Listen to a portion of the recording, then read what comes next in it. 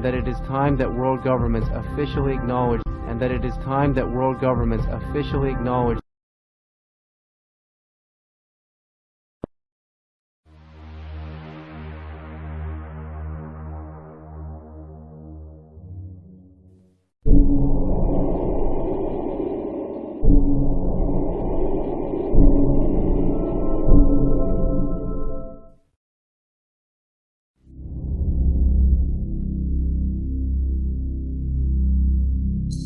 We have an unidentified flying object.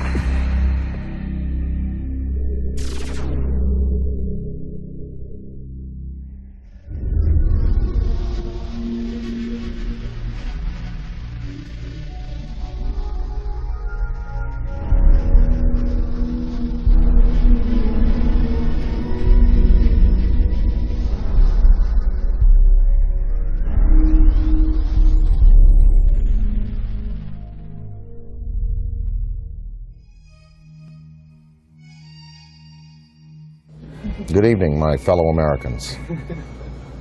The sighting over Washington yesterday has alarmed many of you. However, please, do not... We close? Yeah, we're close. 2001 was a real space odyssey for me. Instead of flying on a spaceship to the moon, Jupiter, or beyond the solar system, I met Dan Aykroyd for the first time to talk about UFOs. That's when I knew I had to sit him down in front of a camera and just let him talk about the truth. Because if I didn't, no one would believe we had this amazing conversation.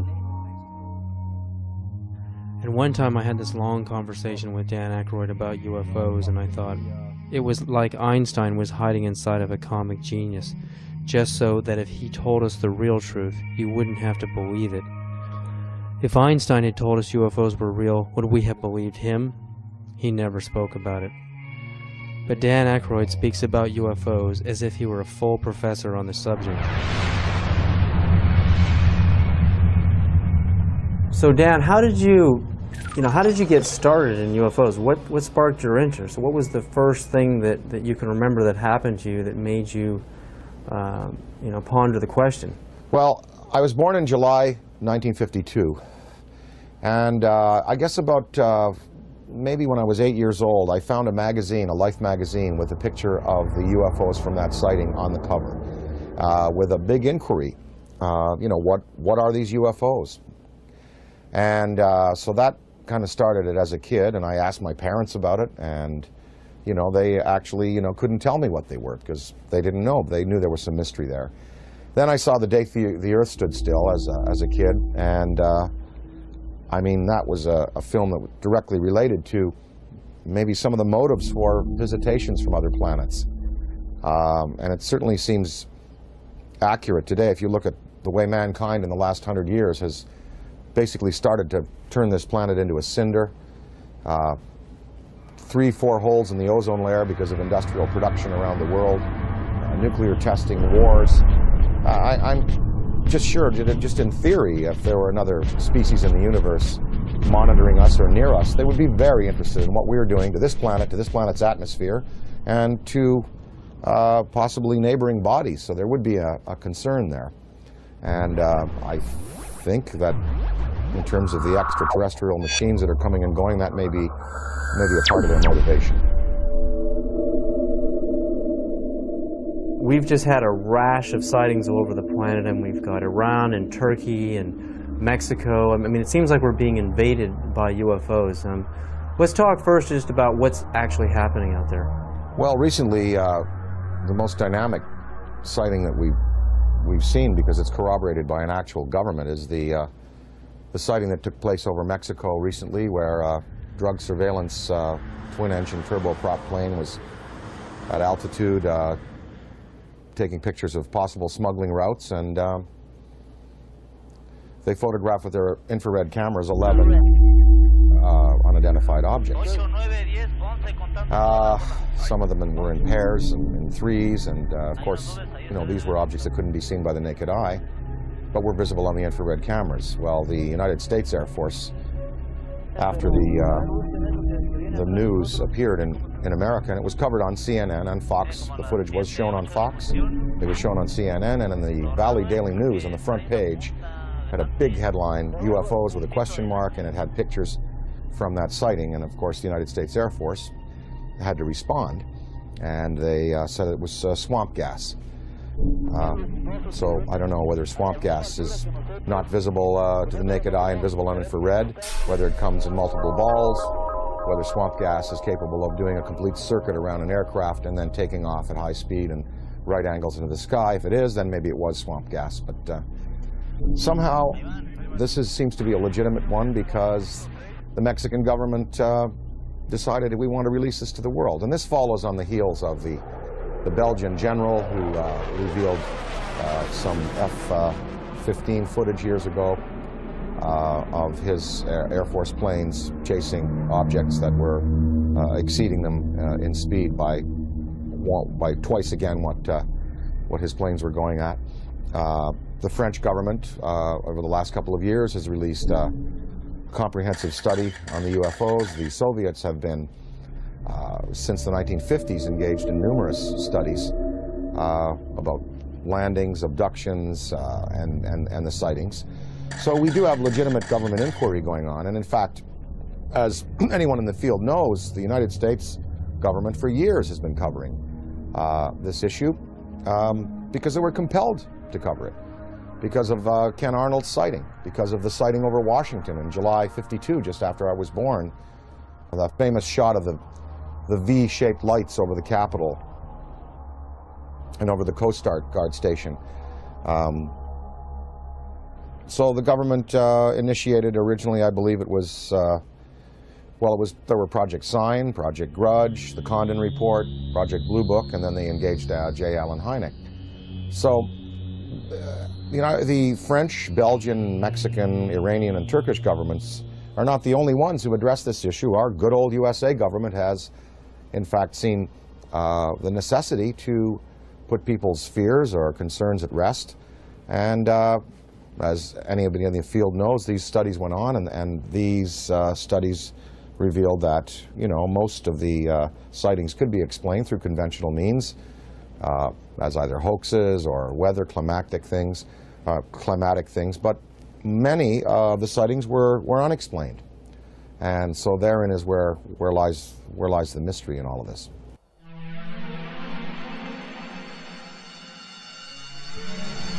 Dan, what do you think is the significance of UFO technology? I mean, obviously, these guys, extraterrestrials, can come from one star system to another and visit Earth. I mean, recent headlines on CNN are talking about, and BBC, that we're going to run out of oil in 2026. We've got to get on to a better technology. I mean, to be able to go from another star system to Earth, obviously they have the answer. Well, the presence of these obviously intelligently controlled machines tells us that we are dealing with beings who have anywhere from 1,000 to 1 million to 10 million to 1 billion years advancement in technology on us. So you've got to figure that look what happened in the last 100 years. We have the Wright brothers at the turn of the century taking off in basically a fabric and wood aircraft. By 1969, we have lunar expeditions. In the year 2004, we have massive airplanes being built out of alloys and graphite, and this big ship that Airbus is building, the new Boeing plane. So in 100 years, from fabric and wood, we've come to, advanced metallurgy, fuel use, and propulsion in just 100 years. Imagine what a culture could accomplish in 1,000 years, or 10,000 years, or 1 million years, or 1 billion years. It's not inconceivable that you have intelligently manufactured and controlled machines that can not only traverse great distances in space by mastering gravity and the time-space continuum, but also the interdimensional travel that might be possible. Many theories now purport that there were not only 4 dimensions at the creation of the entire multiverse 14 billion years ago at the time of the Big Bang. There were 11, maybe as many as 21 dimensions. So some of these beings may be coming from an extra dimensional place. I mean, And, you know, what it says is that these technologies have been harnessed and that it's possible to use other fuels that don't rely just on simple combustion. And, you know, there are many theories. I mean, some theories are that the military already knows about these forms of propulsion and lighter-than-air vehicles or metals that can be vibrated to a certain point where they become light waves, photons. But they're not telling us. They're not going to reveal that, obviously, to us, and we just have to keep the search going. So I think that you know, it's incumbent on us as a race on this planet to begin to find alternatives to the fossil fuels, but we're just not doing it fast enough. It's probably been the greatest and most successful cover-up in the history of the world. UFOs are as real as the airplanes that fly over your head. That is my unequivocal conclusion. Oh my God.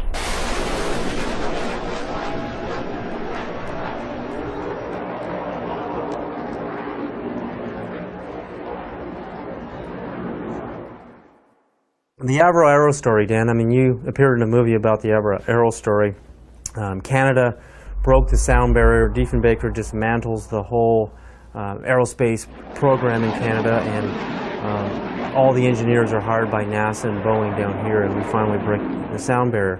But in Canada today, we have another scientist, Canadian scientist John Hutchison, is using wave induction, using Van de Graaff and Tesla coils and radio.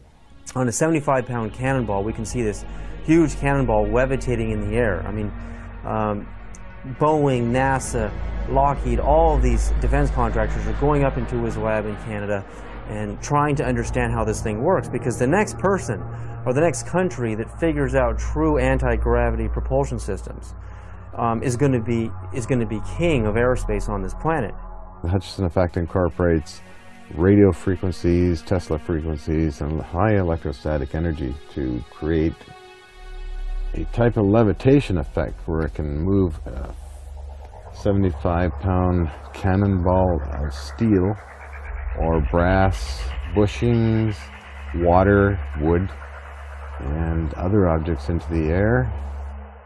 Are we doing enough in our universities, in our research labs? Are we putting enough money into this kind of a research? And what risks are we willing to take if universities in Beijing and China and Russia, they're actually going into the UFO phenomenon in their universities, but here in America, mainstream science, mainstream physicists laugh at the UFO phenomena? I mean, what do you think about that? Budgets are tight all around the world, and as far as putting money into the study of alternative technologies, funding research by people like Hutchison, the money is just not there. I mean, if you look at NASA, NASA is getting chopped back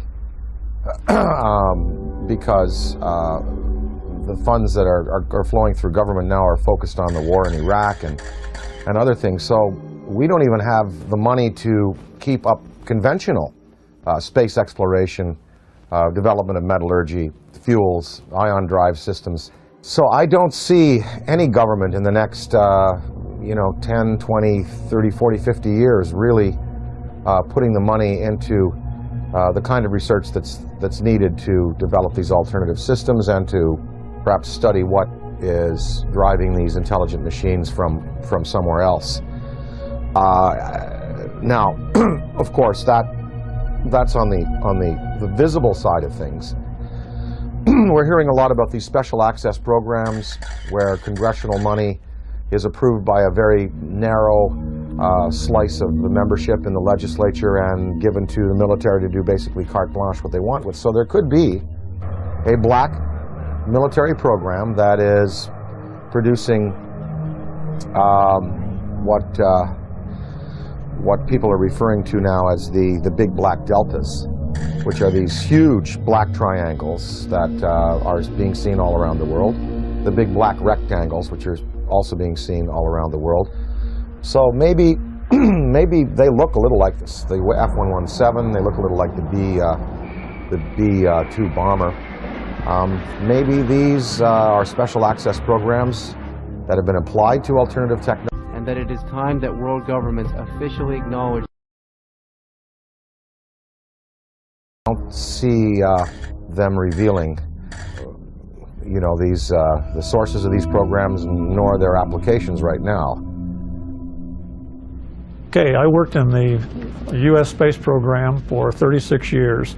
I was a contractor employee, first working for McDonnell Douglas and then ending up working for Boeing after McDonnell Douglas was purchased by Boeing. I started at the end of the Mercury program and then worked the whole Gemini program. And during Gemini, I was responsible for the design of the equipment for the life support system. And so I had a distinct interest in keeping astronauts alive and having successful equipment. During the program, when we were flying the Gemini spacecraft, my interest in UFOs became very real. It became real because, first of all, Gemini 2, which was unmanned, it was rumored and talked about among our researchers that 2 UFOs had followed Gemini 2. And then Gemini 2, of course, recovered later. And I didn't think too much about that except, yeah, that's kind of funny.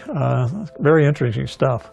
And then when Gemini 4 flew, and its 4-day mission, 66 orbits, with James McDivitt and Ed White, about halfway through the mission, McDivitt said he has something up here with him.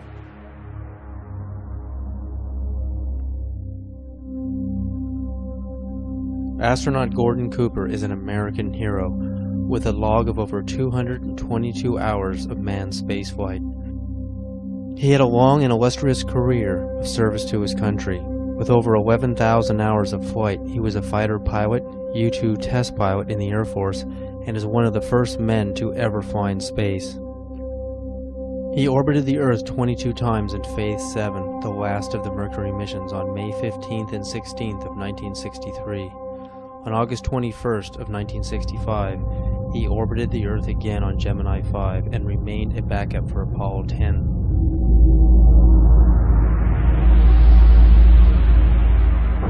Well, I've had some occasions to know some of the people who were involved in Roswell at one stage or the other.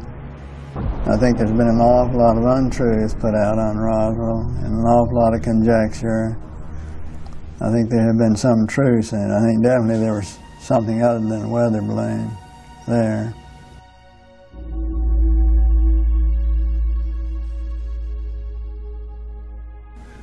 Very likely. I'd like to think they reversed engineered it and did something with it, you know, did some benefit with it, which would be the logical thing to do, but I have no way of knowing whether they did or not. Within hours of the crash at Roswell, U.S. General Nathan Twining designated the visitors as enemy aliens. It appears from his book that Colonel Corso agreed with that assessment, and that it has remained as official U.S. policy ever since. At that time, however, it was an enemy, quote unquote, about which the U.S. could do nothing, because the visitors were so technologically superior. That led to the recommendation that the discovery be treated with the utmost secrecy, to the point that the crash at Roswell didn't happen and that UFOs don't exist. The rationale was that the ordinary public couldn't cope with the news and might easily panic.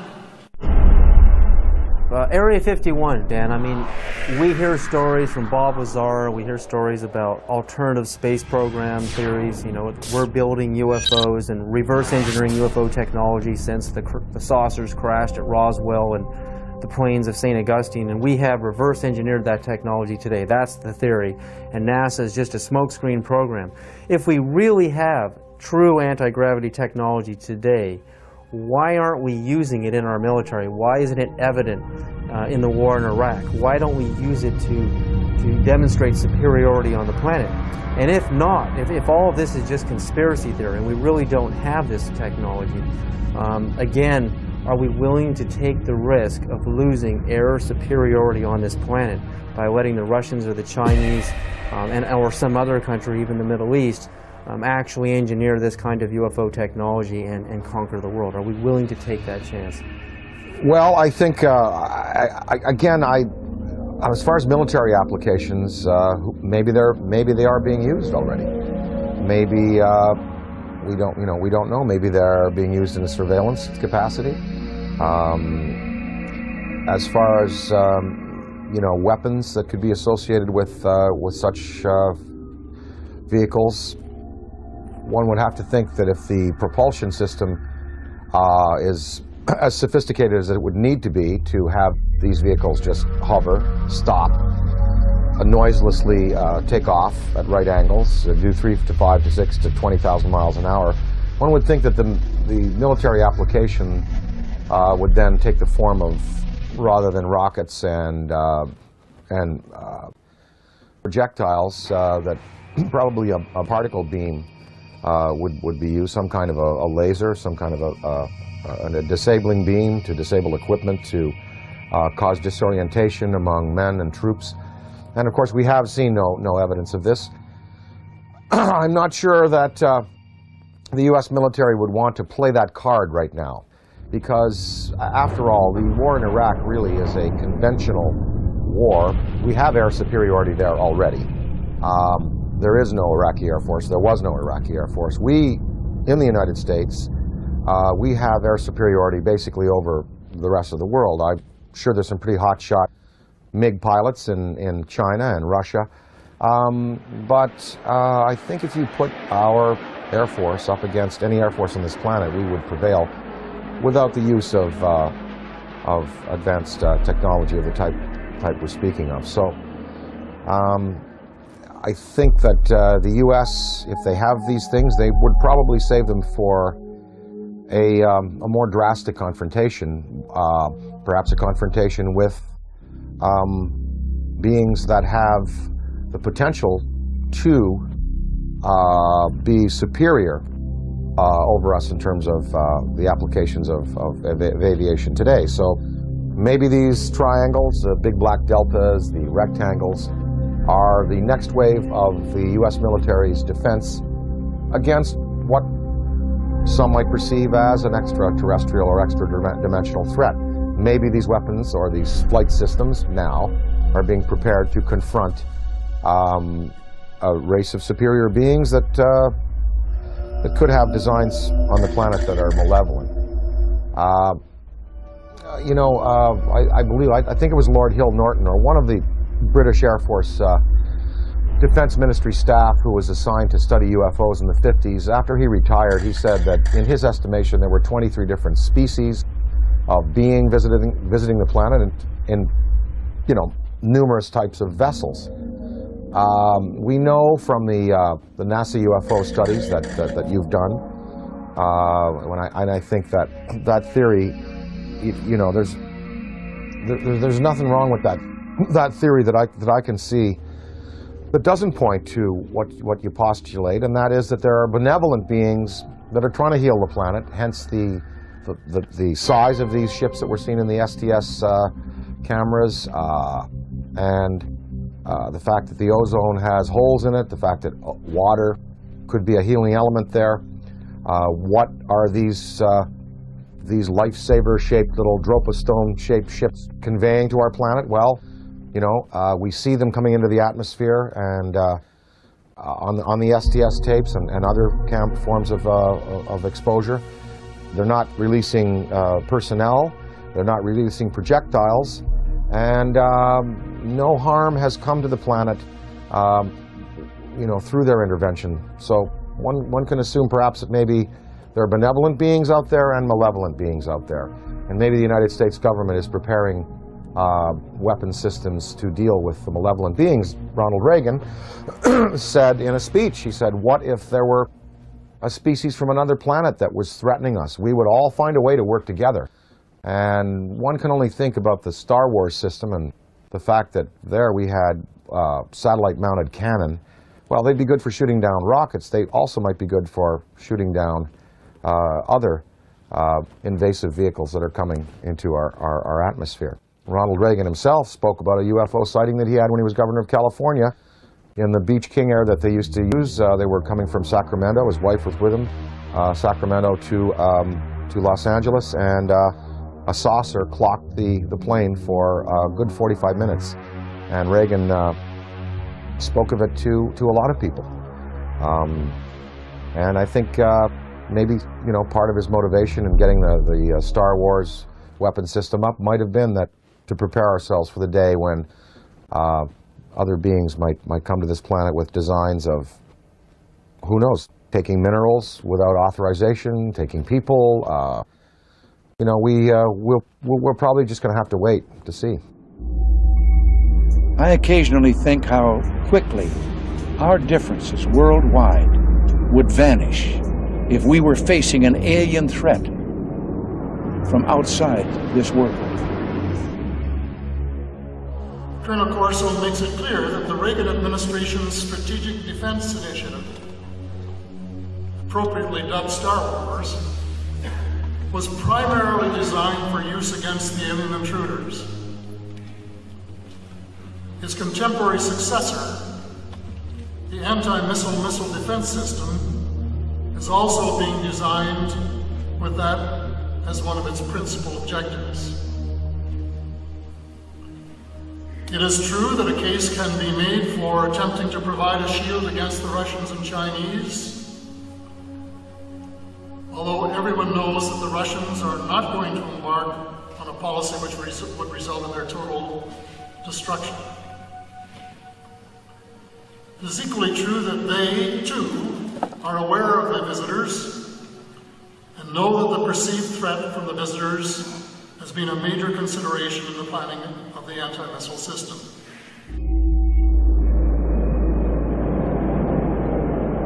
And the incident in question, as at least from my perspective, almost ignited a nuclear war, and that was 5 unidentified objects were picked up on radar coming in over the Pacific Northwest, Northern California, Southern Washington, Oregon area.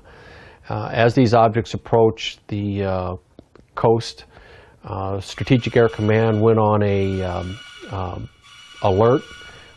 We were in a defense condition, or what is referred to as a DEFCON, Defense Condition 3, which means that the nuclear forces were ready, but they weren't on a ready stated alert.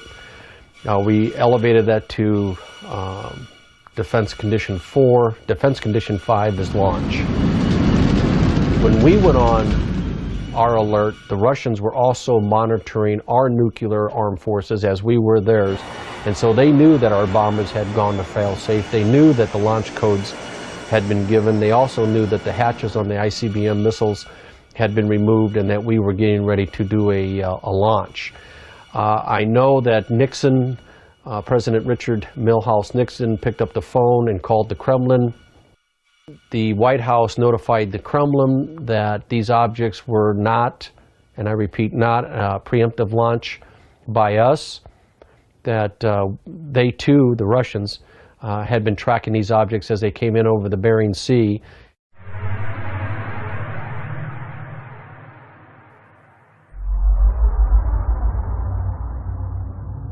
Probably moved 100 miles in a matter of a second or two. When we look at alien abduction, I mean, the idea of a human being being taken and having an implant inserted into their body, I often think of how biologists, how we tag whales. You know, we put a chip on a whale and we can track them via satellite, and also how, you know, we go into a frog's pond and we pull out the frog and we spread it out on the table. Remember in biology class we used to do this, and, you know, stick the little needles in his legs and cut him open. I mean, that's how we look at another life form in another world. So is it really a sign of violence and negativity that an extraterrestrial civilization is coming to Earth and doing the same to us, putting computer chip implants on us to track us, know where we are, study our species, do a little bit of biological experimentation. I mean, I know for us it's horrific. I mean, it's absolutely a violent thing for us as humans. But from their perspective, do you really think that they're being violent? Well, again, I have to go back to some of them might be here for good purpose. And that it is time that world governments officially acknowledge And some are here for selfish purposes. Maybe these abductions, even though they're done in a objective but biological way, like we dissect frogs, maybe they're doing it just for fun and for sport. I mean, I don't know. I think probably that that the fear could be justified in some senses. Anne Druffel has written this book about how to prevent being abducted.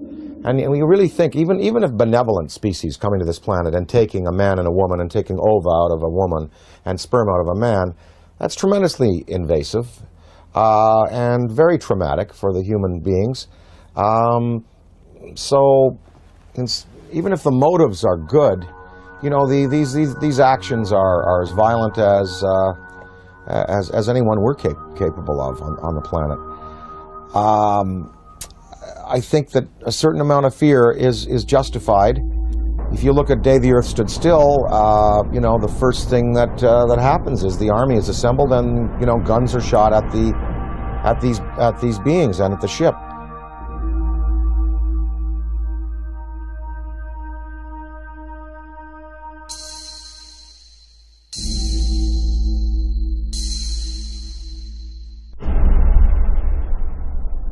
I addressed the question to Dick Cheney because I say the most important question to put to any high-ranking official is not what do you think about UFOs or have you seen one. The most important question is, have you ever been briefed on the subject? Did someone walk in your office and tell you what's going on? Because if someone walks into the president's office or some high-ranking official and briefs him on the subject of UFOs, it is for real. It's not imaginary, as the government has been saying for 60 years. So I asked Mr. Cheney, this is 3 months after he became vice president, I asked him on the air, and this is still on Diane Ream's archives, Mr. Cheney, in all your jobs in government, have you ever been briefed on the subject of UFOs? And if so, when was it and what were you told? And Mr. Cheney said, if I had been briefed on that subject, it probably would have been classified and I wouldn't be talking about it. January 22nd, 1997, I noticed 3 amber orbs now at a distance far west on the horizon. And I'm thinking, wait a minute, even though they're in a line formation, they were amber, they were in a formation, they were hovering for minutes.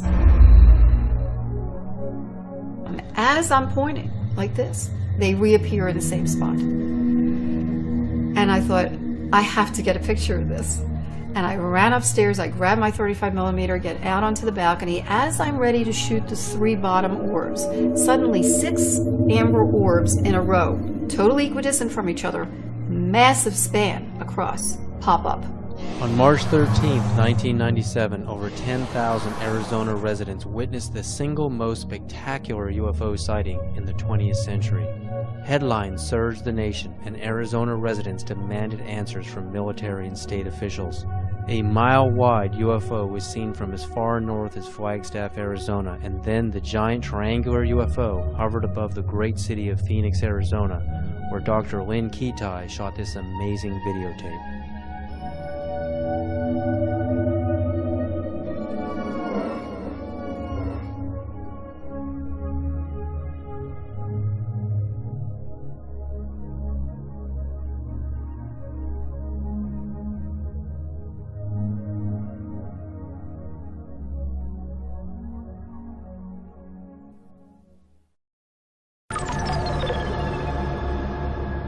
When we go out into space and we're exploring the cosmos out there and we're looking for signs of extraterrestrial life, what kind of a communication are we going to send out? I mean, if Dan Aykroyd was the ambassador, if you were the ambassador for Earth, what message would you teletype to ET? If I were to speak for mankind to these beings that were coming here, I guess what I would say is, let's go to some neutral place. Let's have a meeting with scientists from all around the world leaders. Let's sit down and basically have a sort of a forum with you, the extraterrestrial or extra-dimensional beings. Let's sit down and kind of get to know each other. And, you know, human instinct is pretty good, and I think, you know, it would almost like be a sort of a G8 style kind of summit with world leaders, scientific leaders, and these beings, and you'd sit down with them, and, you know, after about a week, or even a couple of days, or maybe a few hours, you would really sort of get a sense of what they're up to. But of course, you know, childhood's end, Arthur C. Clarke's great story. It looked like these beings were benevolent, even though they had a malevolent appearance, and in the end, we find out that they meant no good for our planet. So, I think it's important that some branches of the military and police be briefed on these in a very real sense, and be told, you know, they are real, people are being abducted, there is mind control in play here, and that we do have to be vigilant. Now, if we knew that there was a purely benevolent race, like if something happened in Iraq where all of the electronics went out in the American military and all of the insurgents' rifles jammed, or we saw all of the polluted waters in North Carolina from the pig farming completely healed overnight, and different signs like this, then we would know we're dealing with a benevolent species, and then we could really be open and welcome. But then again, we would have to be cautious, because beings with that much power could give the impression that they're here to help when really they're not. So the verdict is out on all this. We just don't know which ones are benevolent, which ones are malevolent, and the degree to which they're going to continue interacting with our planet. But what would really help is if the United States military and police and government open it up to their staffs and say, look, this is something we really do have to consider, because, you know, maybe the defense, the survival of our species could well be at stake. If you look at the history, you know, from, say, Ken Arnold's first sighting in '47, going back to the Bible, Ezekiel's wheel, going back to the medieval manifestations of little saucers and UFOs, that painting of the Madonna that's very famous, in which it appears, up to now, there have been no mass murders by these beings. There's been no mass destruction of cities, but hundreds of thousands of people have been taken out of their lives, subjected to surgical experimentation, released back into the population, and are suffering trauma today for it. That is not good.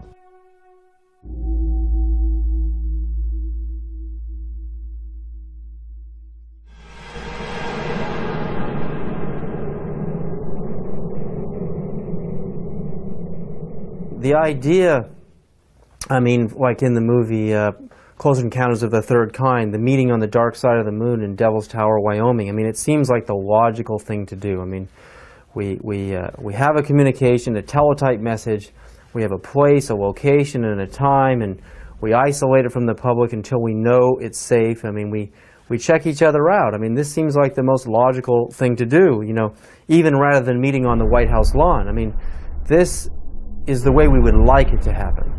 But that doesn't seem to be the way it's really happening. I mean, these extraterrestrials don't seem to be so interested in doing things politically the way we do things on Earth. They're picking certain individuals to contact. They are zeroing in on those individuals. But now, I mean, there are so many sightings going on all over the planet. I mean, it's just amazing. I mean, Iran, Turkey, Mexico, Venice, California, Sonora, California, Texas, Death Valley. I mean, the reports are coming in every other day now. It seems like we're heading towards an omega point. I mean, what is about to happen? I mean, is this all just a coincidence that more and more people have video cameras, or do you really think, you know, there's a major unprecedented communication that is about to happen between our extraterrestrial visitors and humanity? Or again, is it the video camera question? More camcorders? There are definitely more video cameras out there, and definitely more sightings, and definitely more credible witnesses. You know, the biggest thing in ufology in the 60s was Herb Shermer, the Nebraska Highway Patrolman, who was at the Ashland Oil tank farm out there in Nebraska, and he writes in his diary, you know, saw flying saucer, and then under hypnosis, turned out that he was taken aboard and informed of their intentions. Barney and Betty Hill. I mean, these were the key cases. Shermer, Barney and Betty Hill, the Pascagoula incident, Travis Walton. Now there are hundreds of cases like this, and I think that because it's in the consciousness, because we have, you know, a poll saying basically half of the world believes and half doesn't. We're reaching a point where, as Stephen Bassett talks about his time clock, it's like the nuclear time clock that we had in the 50s before we blew the world, you know, before we blew the world up. The theory that once the hands got to midnight, that's when all the nuclear weapons in the world would be discharged. Well, we've stopped that nuclear clock, thankfully. But as far as the UFO clock, he says we're 1 minute to midnight now. Meaning that in a minute to midnight, something really, really spectacular is going to happen. Now, whether that's a mass appearance, whether that is, you know, come over to the Yankee Stadium during a game, I think possibly the next, maybe even in the next 5 years, we're going to have occasions like the one I experienced in upstate New York in the mid-'80s when I woke up in the middle of the night and I said to my wife, they're calling me, I want to go outside, they want me to come outside and see. He said, who? Something outside wants me to come out and say, oh, just go back to bed. I went back to bed, but in the next day in the media, in newspapers, in radio, all over upstate New York and Ontario and Quebec and Vermont, people spoke about this urge they had to go out of their houses at 3 in the morning and look up into the sky. And 12,000 people shared this urge, and they went out, and it was a big, big news story. And of course the Air Force said that a Chinese rocket had exploded over New York State, and what people saw was a massive, miles-high pink spiral in the sky above the Great Lakes. In Hull, Quebec, Canada, a few years afterwards, there was a story of several hundred people, almost 1,000 people, in this community, Gatineau, north of Hull, Quebec, Canada, in the Quebec province, sharing this urge to come outside and look up into the sky, and they also saw an apparition. So there are going to be more of these mass sightings. And, you know, the day that 1 million people in Idaho at a rock concert or something see it, that is when you're going to really get the conventional military and police sitting down to say, well, it's time to throw the Brookings Institution report out and lay it open to the people and let the people decide, you know, what must be done in conference with our state leaders.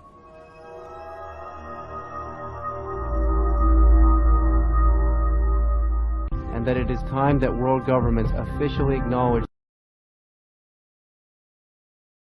national security, and if they did, would they classify it to protect the national security? So I would have to say, no, I couldn't agree to non-disclosure. I really couldn't if I saw something or photographed something. But I can see where other people, you know, wanting to do the best for their country, wanting to serve their country in a legitimate way would say, yes, I will not disclose. And this is based on the Brookings Institution report from the late 50s, which, you know, Congress commissioned, which said that if the existence of UFOs were revealed to the American populace would not be able to handle it. They would defy church authority, police authority, military authority, governmental authority. They wouldn't go to work. They would sort of cast aside the mayors and governors and presidents and go, we want to talk directly to these beings. We feel that these beings should, you know, have their case put to us directly by them themselves. I think the American populace today is ready to handle the concept that what we live in, the 4 dimensions of height, length, width, and time, is not all there is. There are more dimensional realities. There are advanced beings with machines that can skip from dimension to dimension, from galaxy to galaxy, using the Einstein-Rosen bridges, the wormholes. I think the American people I think half of them know, and I think the other half, with the proper evidence, would be ready to accept it. It's going to take a mass sighting for the U.S. government to finally say, look, we're going to come on side with France, Belgium, Mexico, Turkey, Iran, and we're going to tell the truth, and we're going to reveal what happened to Tom Mantell when he went up in his P-51, what happened in the Great Lakes when I believe it was an F-104, I believe, was scrambled over the Great Lakes in the 60s. What happened to him? You know, I think that that if you have that type of sighting, then there'll be no choice. Interdimensional travel. I mean, not just traveling through our dimension, but going into alternate dimensions, Dan. Would you, and if you could, a spaceship arrives in your yard, and you know you've got the barbecue out, and there's the steak on the grill, and they want you right now to come with them and go into another dimension, and to move forward and backwards on the timeline, to go forward in time and backward in time. If you could move forward and backward in time, are there any events in human history that you would interfere with, that you would change to alter the destiny and the course of humanity? Well, I wouldn't want to go back in time and change anything, because that would be a tampering that I wouldn't serve mankind well. Although there are many horrors, of course. Wouldn't you have loved to have caught Hitler as a 15-year-old and have him drown in a river? You know, because then we could have solved the Holocaust problem, and then World War II may not have, well, look, there were two guys. There was Otto Dinkel. You ever heard of him? Well, he was an orator hired by the German army, just like Hitler was, to speak. If Hitler died, maybe Otto Dinkel would have been the guy that would have gone on with this rabid anti-Semitism and wiped out 9 million people. Of course, one thinks of those things, but you don't want to go back in time and play with events, because you know where we've come to today and the improvements we've made in human rights and in regarding ourselves as sacred, they've come because of the bad things that have happened. Now, if I went into the future, I would want to see where this planet is 300 years from now. Did we make it? Did we make it? That's what I would like to know. I mean that from my knowledge of the world that I see around me, I think that it is much more likely that the reports of flying saucers are the result of the known irrational characteristics of terrestrial intelligence rather than the unknown rational efforts of extraterrestrial intelligence. Interdimensionality, again, if you could move forward and backward in time and meet any personality, any public figure, celebrity, or politician, or mystical figure, is there anybody that you would like to sit down with? If you could have lunch with them, or just sit down and talk to them and have a discussion, forward and backward in time? Oh, I'd love to spend an afternoon with Richard Feynman. Would love to sit down with Heisenberg, and of course, you know, Einstein, Niels Bohr, Max Planck. You know, I'd love to sit with the particulate, the quantum physics guys, because there really is the root of understanding how and why the world is the way it is, and the joy of these studies in antimatter that are occurring.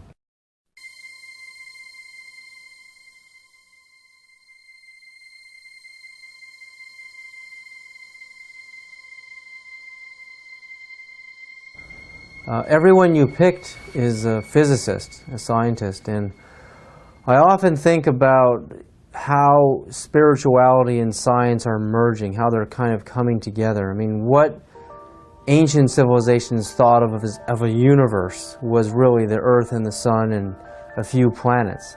And now with the advent of the Hubble telescope, we can see that the universe is far bigger than the ancients had ever imagined. So while science and religion are merging on some ideas, in other areas they're just far off. But to make matters even more complicated, the idea of parallel dimensions or parallel universes, I mean, it's just getting so vast out there. How do you map a multiverse? You know, I've talked to some guys, they say that fifth dimension, sixth dimension, could be right here by my ear and could be a millimeter wide and a millimeter across. You don't, because you're talking about, dimensions that defy any kind of dimensional understanding. And, there was I forget his name, he died recently, the last 2 years, but he proposed that there are parallel realities just because of the way we go through time. Like, here we are in this interview right now. Well, what I said and what you said and what we all did 2 minutes ago still exists somewhere. Because we just did it. It's there. It's like a wake we've left. And if you had a time vehicle, you could go back to 2 minutes before and stop and see what we're doing 2 minutes before. You go back to your high school days. You go back to your days as an infant. And those realities are still existing alongside what we're progressing through. It's all a beautiful, beautiful mystery. I am here because I am a writer, a performer. I find it entertaining. I'm not a scientist. And I'm not a theosopher or a philosopher. And I am just here because it is enormously, enormously entertaining. And mysteries like this are challenging. And it's really, really fun to contemplate that, there may be beings out there who are concerned about our planet and who may give us the opportunity to advance ourselves. It's really fun to contemplate.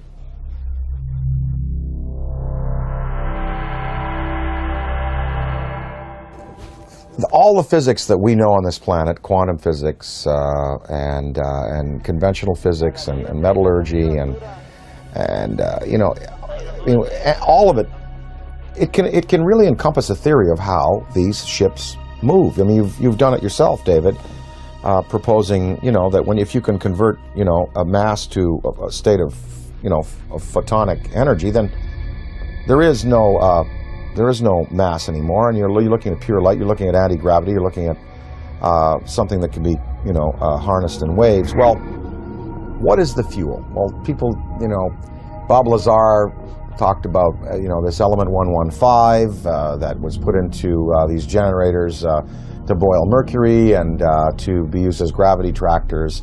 Maybe that's it. I don't know. I mean, they must be using a fuel that's unavailable to us. Does it give off radioactive waste?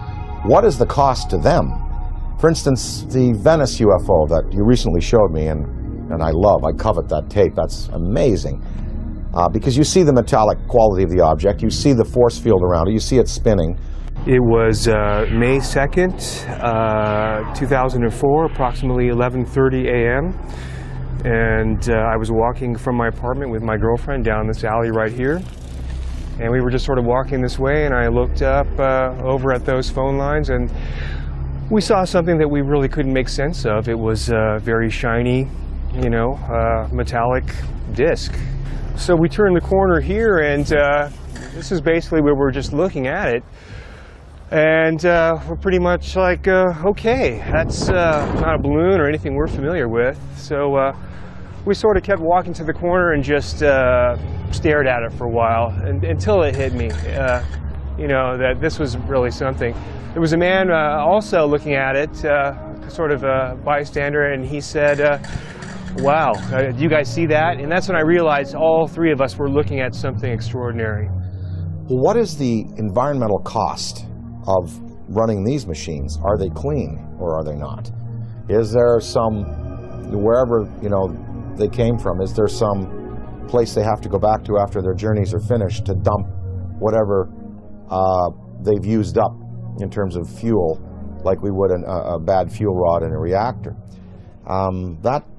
That is a question I'd like to know. I'd like to ask is, are you a clean burning vessel, or is there some cost that you pay like we paid for atomic energy? When we consider that it may be possible to take mass and reduce it down to zero, make it as light as a photon, we can start to approach this whole light speed phenomena from a whole new direction. I mean, we're going to be able to do this. This is the only logical answer. There are no fissile nuclear materials in the universe as we know it to produce the kind of energies in a steady stream that you need to get mass up to that speed. There are no fissile nuclear fuels that can produce 1 trillion electron volts all day long. And wormholes are even more exotic. The idea of bending and folding two spaces of space-time together and creating a shortcut wormhole to vector in between those 2 points, according to Kip Thorne, who wrote Black Holes and Time Warps, that the energy required for a wormhole is 100 million suns, the negative energy they put out for an entire year. There are 100 million suns in our galaxy alone. That means all of the negative solar energy coming from our suns in this whole galaxy, the total energy for a whole year is required to create a wormhole. Where has any extraterrestrial civilization or our civilization going to get access to levels of energy that high? It's never going to happen. That's why I've reversed the table here. I said, you have to ultimately get frustrated with the idea of increasing energy en masse. You have to it's like banging your head against the wall and trying to cram it through the wall. You will never be able to do it this way. So the new way, as I propose, is to make this all possible. And when you consider UFOs coming in, stopping on a dime, and then accelerating and turning out into space, any Air Force pilot can tell you that stopping on a dime, the G-forces are going to throw you right through the walls. Yeah, you'll be crushed. And then sudden acceleration is going to do the same thing. It's going to destroy the body of the pilot. So this new approach and this new idea, I mean, this is just the inception, it's just the beginning, but I think this is really the only avenue that we can look down right now and the only way we can see solving this problem.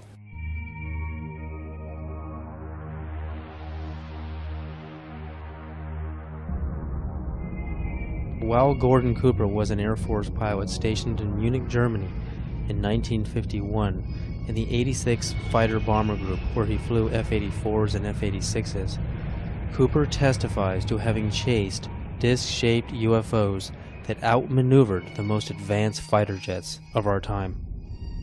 We were flying in Germany, and we were flying F-86s. And they would come over and do the same maneuvers that we make, except every once in a while one of them would go zip. And you just can't do that in a fighter, a conventional fighter. They're just typical saucer shape, double lenticular shape, metallic looking. Well, yeah, they weren't just random. They were flying fighter formations, very definitely under positive control.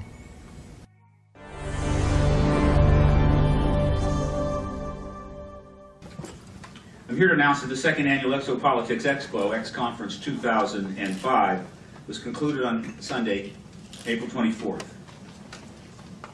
This event was produced by Paradigm Research Group. 26 speakers and panel. And that it is time that world governments officially acknowledge. It was a unique event which focuses on the political, governmental, and social implications of extraterrestrial-related phenomena. It is produced by PRG as part of the emerging activist movement seeking to end a government-imposed truth embargo regarding extraterrestrial-related phenomena.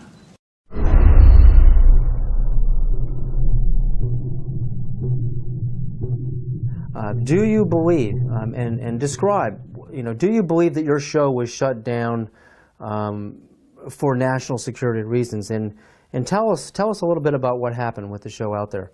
Well, what happened, we sold the show to Sci-Fi Channel, and it was called Out There, and I basically interviewed all of the people that I admired in various fields of study, like Colin Andrews from the Crop Circle movement, Linda Moulton Howe, the expert on cattle mutilations, John Mack.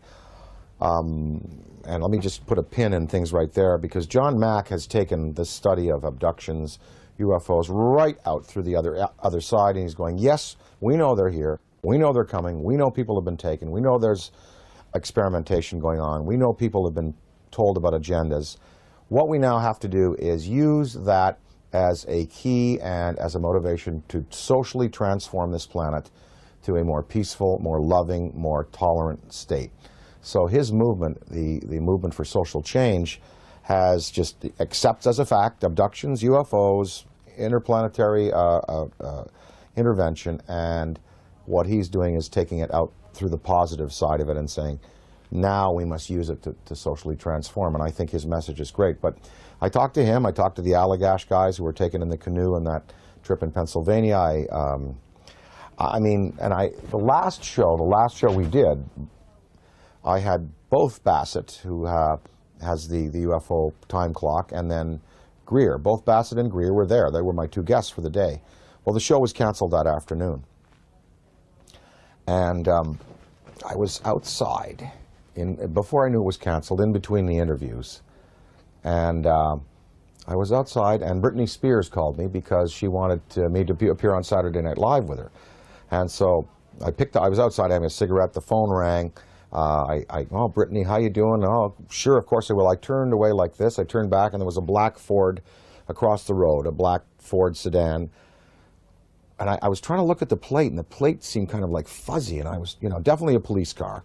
And two guys were there, and a big, big, tall guy got out of the back seat, and he stood in the street on 42nd Street it was. We were at 42nd Street and 8th Avenue, and he looked right at me. And literally, I was on the phone. Hey, oh, sure, of course I'd like for the show. Saw the Ford, went back like this, turned back like a half second later, and it was gone. And that car did not go past me. It did not make a U-turn, because I would have seen 42nd Street. I would have seen that thing take a U-turn and go away. That car vanished. That car was a cloaked vehicle of some type. And whether this was like a warning to me, because the guy got out of the back seat, gave me a real dirty look. That car vanished. I know what I saw. And, it was just this fast. It was, oh, hi, Brittany, sure. Oh, of course, I'd love to do. Guy gives me a dirty look. Oh, well, sure. Car gone. That's what happened. And then 2 hours later, we were told we were not to continue taping, and the show was canceled, and none of them would air. I don't know. I don't know. Was that an MIB experience? Black helicopters, military abductions that happen. Sometimes people are taken, and they talk about then being visited by military personnel and debriefed about their abduction. Was it a technology associated with some of these beings that are visiting that wanted to warn me off, or that wanted to give me verification that I was on the right track? I don't know.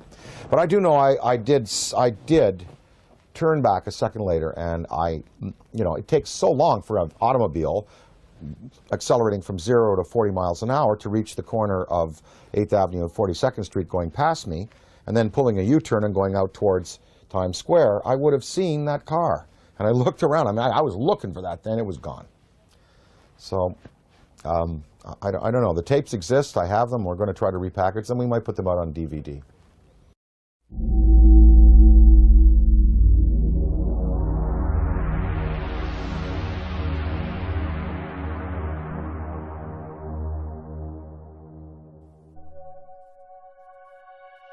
I was having some cameramen film the installation of a precision landing facility we were putting in right on the edge of the dry lake.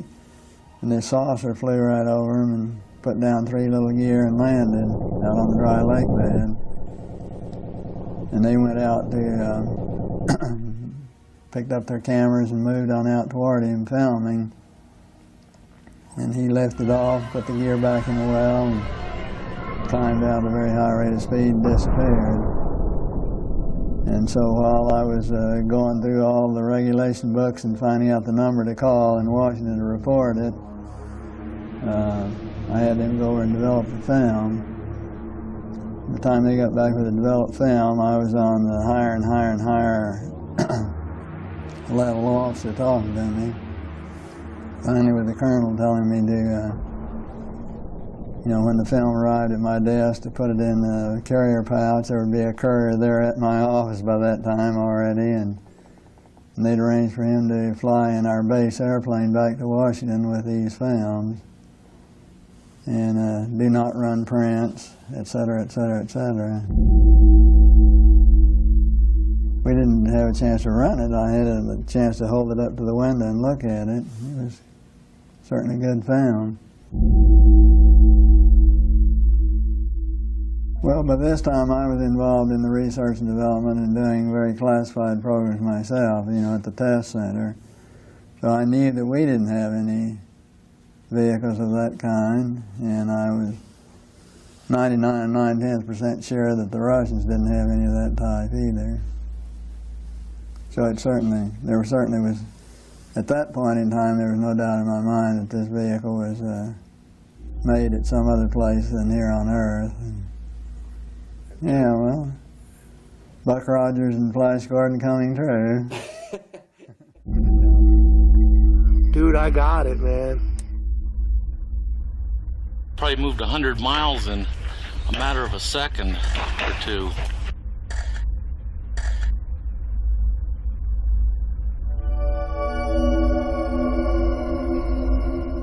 In July of 2002, right here in the Washington, D.C. area, there was yet again a airspace jet chase by two F-16 jet interceptors, charged, which were chasing a bluish object right outside D.C.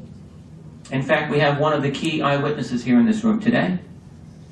This received some play in the Washington Post and a little bit of mainstream media, then of course fell into the black hole of the media, never to be discussed again.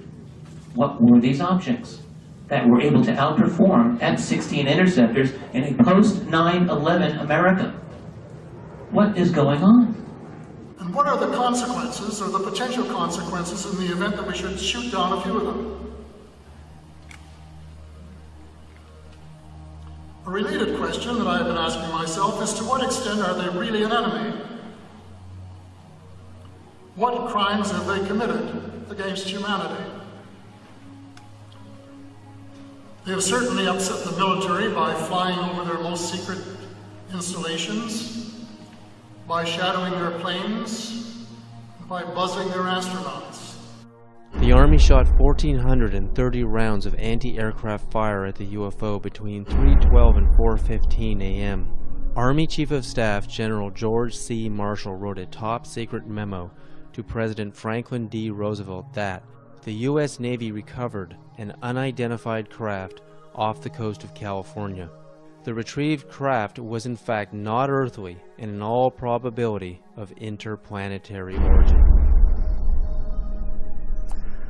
I mean, to me, what this is all about is not just, looking up in the sky and saying, wow, there's another UFO, yet another sighting. I mean, it's about exploring the phenomena. We have to get past denial. I mean, everyone is stuck at denial. I mean, mainstream science says the phenomena is not happening, and they don't take it seriously, and they try to sweep with them half the world. But over 50% of the American population, according to polls, believe in the UFO phenomena, and the government just buries it. Well, there's some media that are guilty of trying to suppress, and there are some media that are just throwing the story out there. Now, this Mexican sighting, we had coverage on Fox, we had coverage on CNN, and in the Daily News in the Valley here, we had a front page article, with the pictures and UFO, big question mark, and I mean, they were treating it. I think increasingly now, the media has to take into account that this is a reality. And I think, again, to go along with the theory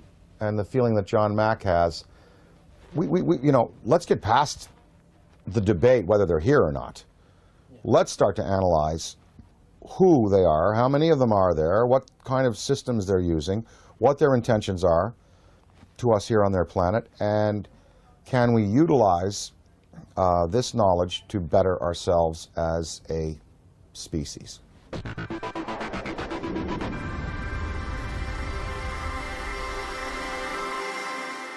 With the advent of the Hubble telescope, I mean, when you see how big it really is out there, and the idea that we're stuck on this myopic little ball, we're just glued to it, we can't get our eyes off of it.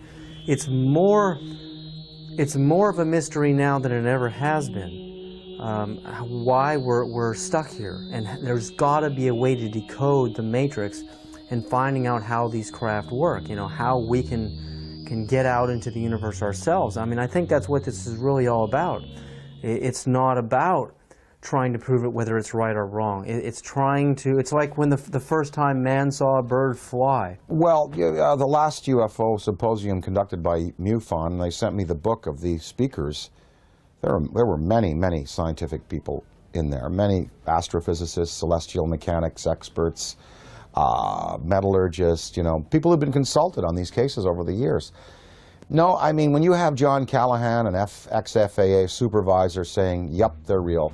When you have John Schuessler, who was a Boeing engineer, now running MUFON, and saying, yep, you know, they're real. When you have, you know, pilots and personnel in the police and military coming forward in the Rockefeller Report and in the Disclosure Report saying they're real. When you have a Belgian general on television showing you a tape from a fighter which is filming an object escaping at high speed, when you have this Mexican case, you know, I think we can pretty well put it to bed and say, yep, they're here, they're doing things to us, with us, interacting with us. Whether we've had, you know, official military contact, again, that goes into the black box area, but there should be no debate anymore. UFOs exist. They are intelligently manufactured and guided technology from somewhere else, not this planet.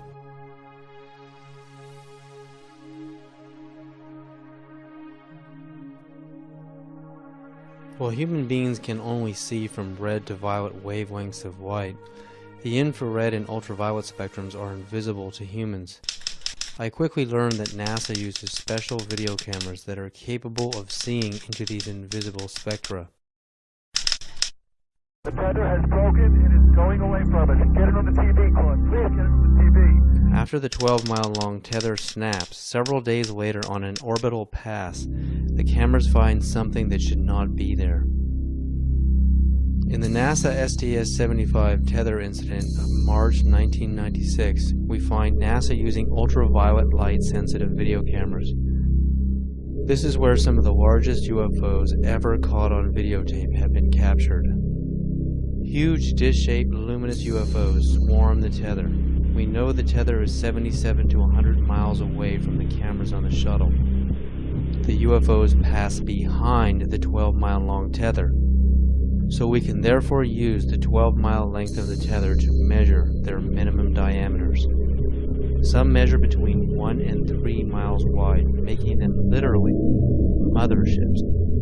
In Project Blue Book files, UFOs with these same features have been reported several times as shiny metallic discs with dark centers. Specifically, in the invisible infrared, Trevor James Constable, a retired World War II radar operator from New Zealand, has photographed many UFOs with the same features, translucent discs of light with dark centers.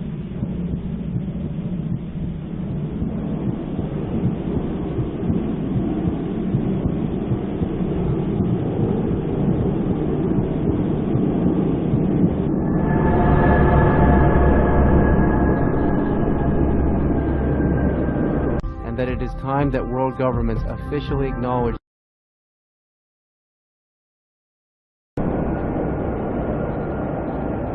The time has come to lift the veil of secrecy and let the truth emerge so there can be a real and informed debate about one of the most important problems facing our planet today.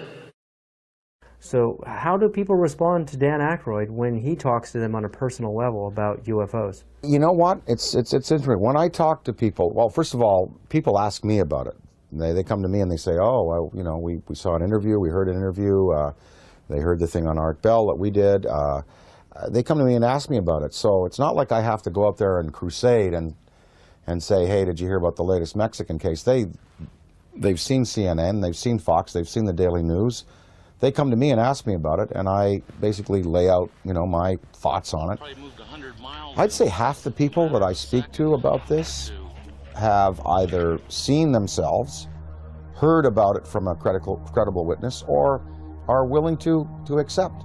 The other half, totally not. Harold Ramis, my good friend and collaborator, does not believe, will not accept until, you know, hard proof is presented to him in the form of, you know, something tangible. And what I've been able to do is just open people's minds a little bit and let them think about it. And of course, the greatest proof are the kinds of tapes that now exist, the kind of videos that exist. Usually, when I show some tape of some different things that have been exposed to me, well, it's pretty convincing. And then at that point, people have to go away and accept that, you know, that these things are a part of our reality. Well, what I'd like to, you know, what we'd all like to affect is some positive change in the world and try to help the tipping point where good tips to overflow evil in the world. I mean, you know, we know there's good and bad out there, yin yang, black, white, you know, there are you know, there's tremendous divisiveness in the planet, and, you know, perhaps this study and this understanding of things that are greater than we have accomplished technologically will lead us to a spiritual awakening, one that helps us respect other beings out there in the universe and other dimensions, and also in our own 4 dimensions and here in the physical world that we live in. The sacredness of human life, the willingness to get along a little better, to relinquish materialism and territoriality in favor of a more comprehensive worldview, in which we unite and we all feel the energy within us as part of a universal light. Gotta thank you, Dan, so much for this interview. I'm very grateful. I really believe you're one of the greatest minds in our world at this time. Thank you so much.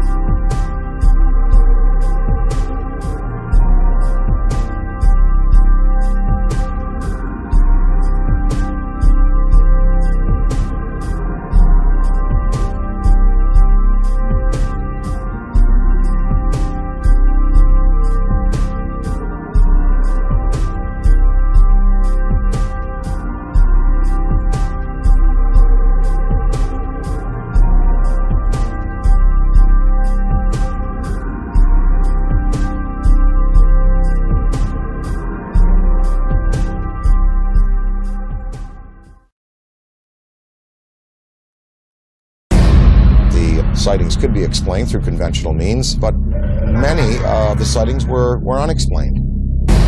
From Dan Aykroyd, a recognized authority on UFOs. People spoke about this urge they had to go out at 3 in the morning and look up into the sky. 3 amber orbs now at a distance far west on the horizon. Strategic Air Command went on alert, DEFCON 3, which means that the nuclear forces were ready. I think half of the American people, with the proper evidence, would be ready to accept. Probably moved 100 miles in a matter of a second. It was a metallic disc, and that's when I realized all 3 of us were looking at something extraordinary. 5 unidentified objects were picked up on radar coming in over the Pacific Northwest. 12,000 people shared these mass sightings. Looks like you got an object right in front of you, Mark. Can you look out there? There should be no debate anymore. UFOs exist. Challenging the misconceptions. They photographed 11 unidentified objects. Discovering the realities. They were hovering for minutes. Of what may be. A massive, miles high. The most important question. The incident almost ignited a nuclear war. Facing human civilization today. An authoritative inquiry into the UFO phenomenon. We are dealing with beings who have advanced technology on us. Probe the mind of Dan Aykroyd. Dan Aykroyd Unplugged on UFOs.